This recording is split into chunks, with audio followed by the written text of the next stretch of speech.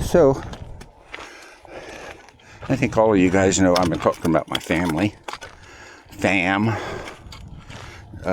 Know Gretchen, know about Gretchen, one of my best friends.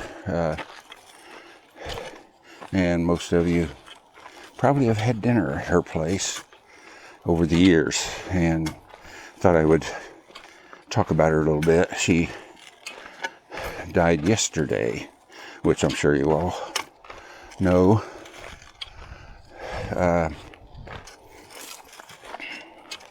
Yeah, a little hard to process for me.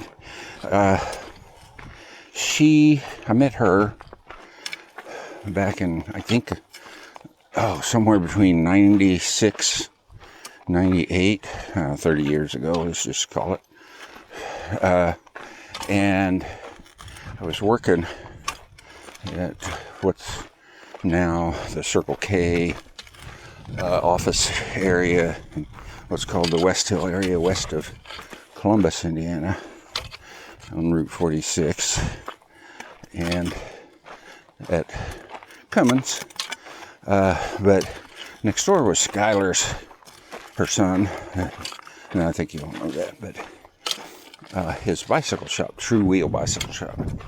And Chester was one of the employees. He was probably the best paid of all the employees. He got, as much ice and grapes and bananas, and we didn't know at the time grapes are not that great for dogs. But anyway, I don't want to get too deep into that. But so, I visit Chester a lot, and Skylar, and breaks.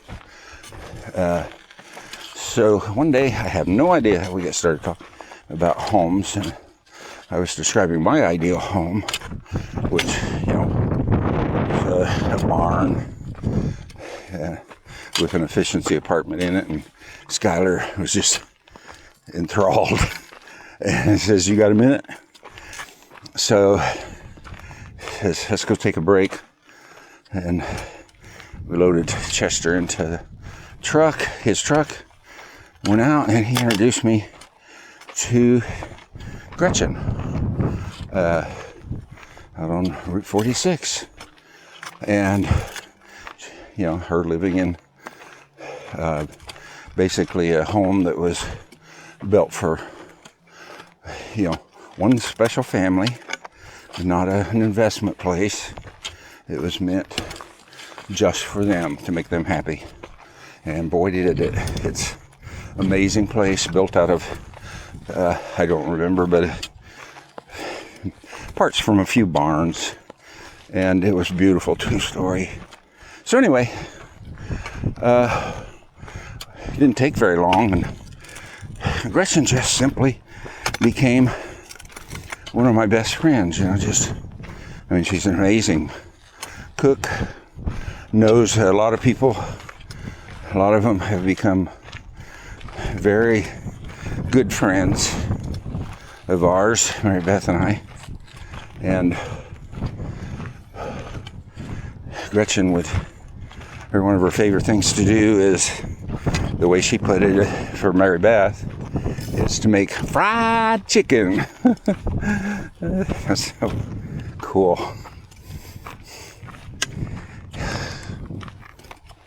So, but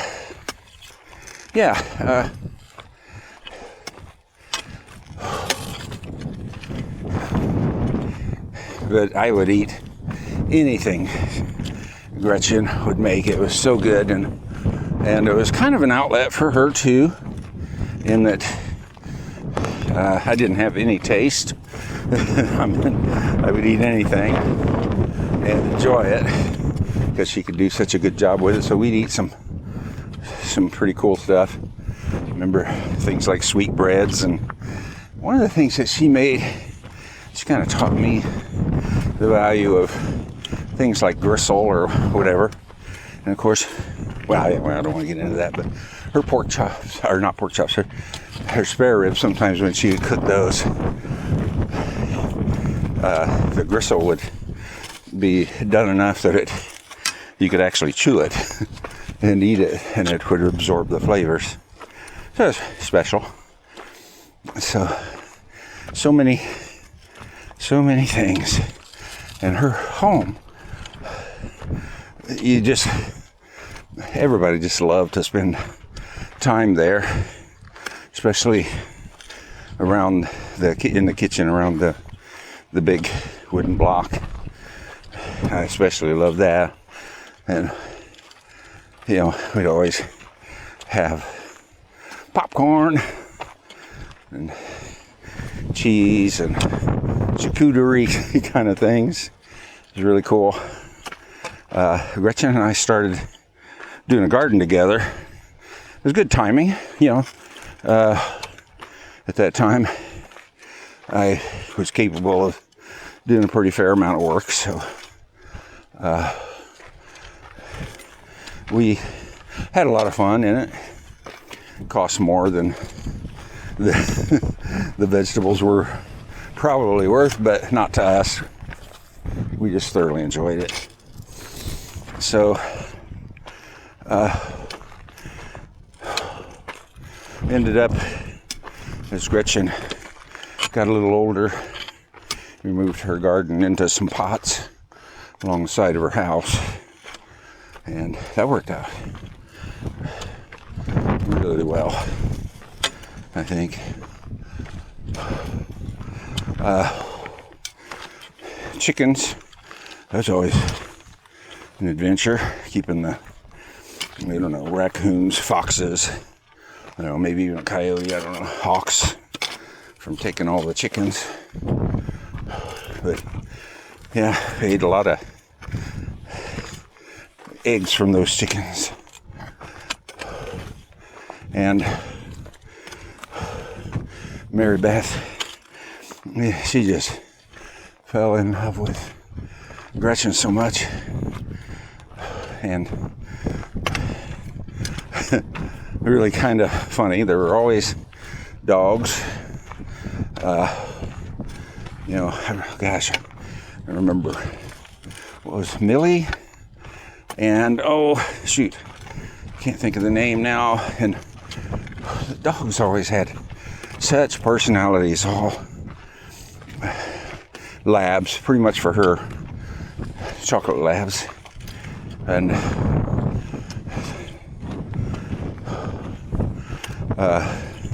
Mary Beth came to be known, people would once in a while call me the dog whisperer, because I just simply like dogs, and I would have fun with them, wrestle with them, whatever. And then Ruby comes along as a puppy. I just had a ball with her, but basically what it amounted to is I was a fun guy for them. But Mary Beth became known as the dog yeller. And it was so hilarious because she would make them mind, but then she would make sure that those dogs had everything they needed. And what was important to them. She didn't care about how entertained they were. They just had to do the right thing. And so they started seeing her as their alpha. And it's like that was important to them. They especially Ruby. Ruby was her dog. She would walk Ruby and, make sure 3 o'clock she was fed if we were coming over around that time, or she would check on her, and so on and so forth. And Ruby never grew up. She was always a puppy. And, Gretchen, getting shorter over the years and a little smaller. Ruby, with all of her vinegar, puppy vinegar, it was a little scary when we would first appear at the door. She would get so much energy and get so hyper that she was it was a little scary, around Gretchen. She bumped into her stuff. But anyway, Mary Beth got in the habit of taking her out almost immediately to get the energy out of her. Really funny. So, oh gosh, I remember taking Gretchen down the Driftwood River once in my canoe. Of course, we had a bottle of wine and some kind of lunch, and had the lunch on the riverbank, probably somewhere in the area of West 46, across from, I guess, where McDonald's and all those places are on the south side of 46. That was a good time. She really enjoyed that. But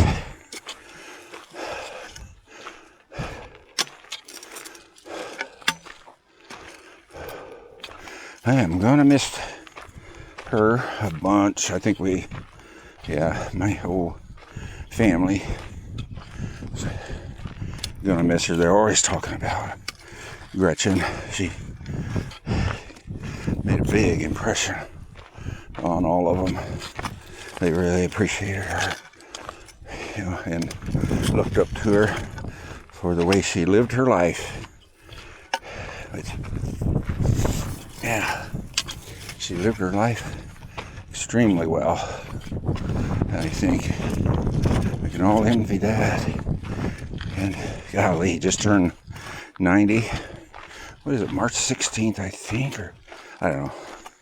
Don't remember for sure. Skylar and Gretchen, and I think a little bit later, Tracy. Birthdays in similar time frame. But it was always fun to celebrate. Oh yeah, I can't forget the making sauerkraut. Gretchen and I have made sauerkraut uninterrupted for quite a few years, and mainly to give it away. As a matter of fact, golly, this year we made, I think she had 58 quarts. I had 27 that I made at home to get rid of the big batch. The sizes were always random. I never knew how much we were going to get out of one cabbage head. And she always liked getting it from bushes. And that's where we got it this time. But they didn't grow it this year. They purchased it. Fine. But she has, right now, all of that sauerkraut. And I'm sure she's going to need some people to take some. Okay. Well, that's about all I've got at the moment.